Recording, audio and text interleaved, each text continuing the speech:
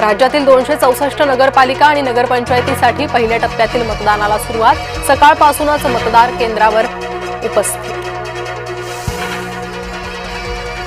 राज्याच्या काही भागातील निवडणुकांना ब्रेक। काही नगर परिषदेच्या नगरपालिका निवडणुका लांबणीवर। लांबलेल्या निवडणुकांसाठी मतदान 20 डिसेंबरला। उद्या जाहीर होणारे निकाल पुढे ढकला। औरंगाबाद खंडपीठात याचिका दाखल। राज्य निवडणूक आयोगाची निकालावर भूमिका काय? न्यायालयानं विचारला सवाल।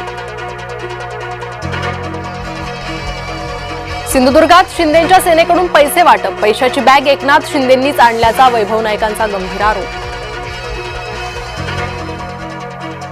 मालवणात भाजपाच्या थैल्यांना बॅगेने उत्तर। पैशांच्या बॅगा प्रकरणावरून राऊतांचं ट्विट चर्चेत। सिंधुदुर्गच्या मालवणमध्ये भाजपा पदाधिकाऱ्याच्या गाडीत रोख रक्कम सापडली। निलेश राणेंनी पोलीस ठाण्यात जाऊन विचारला जाब। गुन्हा दाखल करण्याचीही केली मागणी। हिंगोलीत 1 कोटींची रक्कम सापडली। निवडणूक विभागाच्या भरारी पथकाची कारवाई। बुलढाण्याच्या खामगावमध्ये पैसे वाटपाचा प्रकार। 50,000ची रोकड जप्त। निवडणूक आयोगाच्या भरारी पथकाची कारवाई। बुलढाण्यात 2 बोगस मतदारांना पकडलं। प्रभाग क्रमांक 15 मध्ये बोगस मतदान केल्याचं समोर। भोरमध्ये मतदानावेळी निवडणूक आयोगाच्या नियमांचं उल्लंघन। ईव्हीएमची हळद कुंकुवानं पूजा करत आरती। भोर नगर परिषदेच्या मतदान केंद्रावरील धक्कादायक प्रकार। राज्यात काही ठिकाणी ईव्हीएम मध्ये बिघाड। भोकरदन, सोलापूर, संभाजीनगरमध्ये मतदार ताटकळले।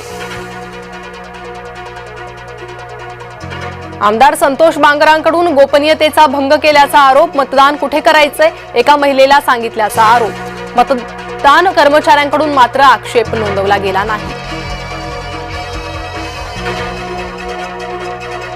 साताऱ्याच्या म्हसवडमध्ये 2 पक्षाचे कार्यकर्ते भिडले। भाजप शरद पवारांच्या राष्ट्रवादीचे कार्यकर्ते आमने सामने।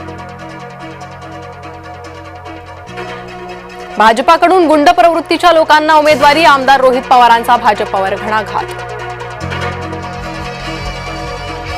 येवल्यात विवाहापूर्वीच भावी पती पत्नी मतदानाला। पंचक्रोशीत नवदाम्पत्यांनी ठेवला मतदारांपुढे आदर्श। नाशिकमध्ये 100 गाठलेल्या आजीबाईंनी बजावला मतदानाचा हक्क। तर लातूरात 99 वर्षांच्या आजींचंही मतदान। डिजिटल अटकेचा तपास आता सीबीआय करणार। गरज पडल्यास इंटरपोलचीही मदत घ्या। सुप्रीम कोर्टाचे आदेश। भंगारातून रेल्वेनं कमावले तब्बल 243 कोटी। गेल्या 3 वर्षातील भंगारातून कमाईचा मोडला रेकॉर्ड। सीवूड स्टेशनचं नाव आता सीवूड्स दारावे करावं। भारतीय रेल्वेकडून नाव बदलाला मंजुरी। T20 मालिकेसाठी शुभमन गिलची तयारी सुरू। एनसीए मध्ये गिलच्या तंदुरुस्तीचं मूल्यांकन सुरू। गौतम गंभीर, आगरकर आणि रोहित विराट यांच्यातील मतभेद आले समोर। बीसीसीआय करणार मध्यस्थी। टीम इंडियामध्ये सारं काही आलबेल नसल्याचं समोर।